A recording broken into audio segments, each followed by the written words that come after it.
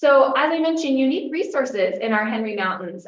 We actually have one of only 4 free roaming bison herds in the entire nation in our Henry Mountains. Here's a picture of them here. Okay, now next slide.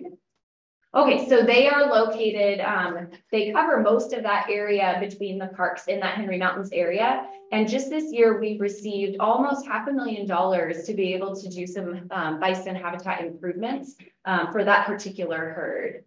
Next slide. I included this. This was just an interesting map of where it comes from UDWR out of their bison habitat management plan from a couple years ago, but it shows where most of the bison are actually spending most of their time as they track them and manage them. And so just a lot of usage in those areas. And in order to expand their habitat and make sure that we're spreading out that use as much as possible so they're not overusing certain areas, we'll be installing some guzzlers. One of them will be a mega guzzler in that Applebrush Stevens Mason area and then along the Eagle Benches. And then we're looking at some smaller guzzlers. All of these are going to be done in coordination with UDWR to identify the locations, incorporate some lessons learned from guzzlers they've constructed in other areas for the bison herd that's located farther north. And so we will hopefully be able to have great partnership on that and identify the locations that are going to be the most effective for managing that herd. We're also looking at some metal exposure fencing around some of the spring areas. A lot of that is replacement of existing metal fencing or existing fencing to upgrade it to that metal exposure just to be more effective. And if you go to the next slide, there's a couple pictures.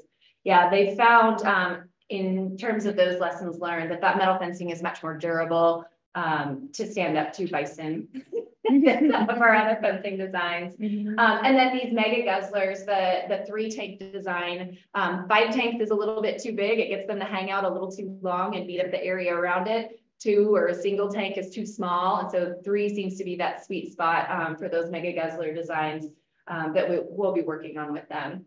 Or do you know how many gallons that mega guzzler is? I don't, but I could find out. You send me an email after this meeting.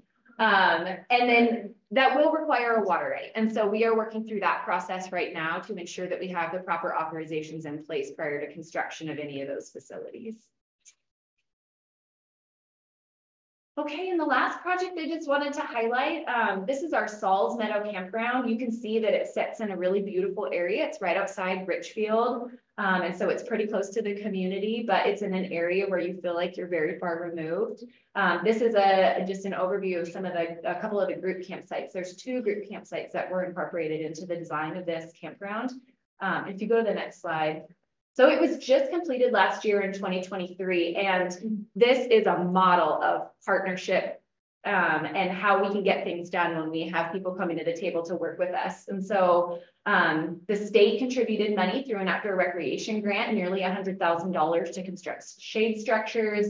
We competed for and received bipartisan infrastructure law funding, $60,000 to incorporate some of the other improvements.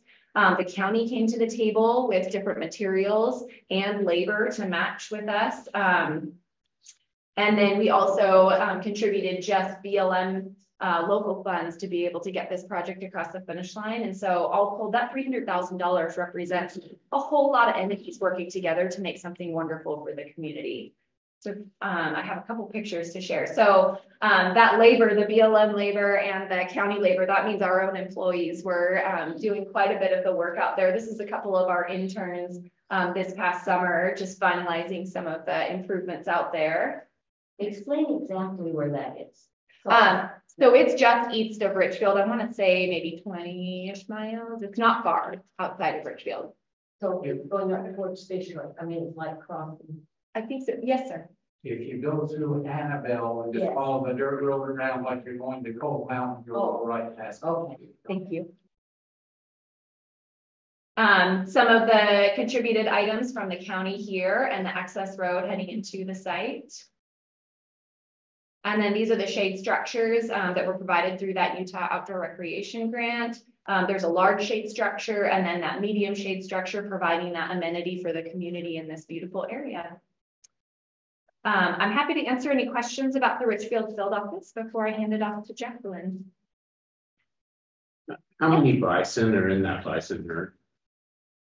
It's a good question. I would also have to look that up. I'm not sure what the current It's- estimate is. It varies over the years between the Yeah. low 200s and the low 400s. Then keeping, hunting pressure on it to keep it from growing too much is what's been the challenge over time with bison. Pretty good at hiding from hunters when it's hunting season. And so, Surprisingly. then a long-term, agreements with Division of Wildlife and the grazing community to try to keep those numbers in check. But I think the target number, and I don't remember or know exactly what it is right now, I'm not involved with PWR at the moment, but I think it's in the low 200s. But I could be